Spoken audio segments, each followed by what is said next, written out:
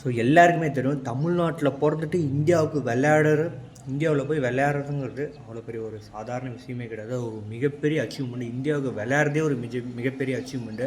ஆனால் இந்தியாவுக்காக விளையாண்டு ஒரு கோட்டாக ஒரு லெஜெண்டாக திகழ்ந்துருக்காரு அஸ்வின் அண்ணன் நீங்கள் மட்டும்தான்.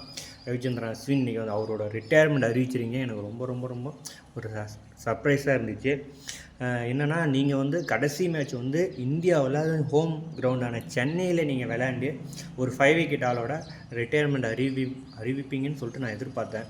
பட் இப்போவே ஒரு சடனாக அறிவிச்சிட்டிங்க. ரொம்ப கஷ்டமாக இருக்குது. இந்தியாவுக்காக அதிக விக்கெட்டுகள் எடுத்ததில் 2வது இடத்துல நீங்கள் தானே இருக்கீங்க. ஒரு அதிக மேன் ஆஃப் த மேட்ச் வாங்கின பிளேயரும் நீங்கள் தான்.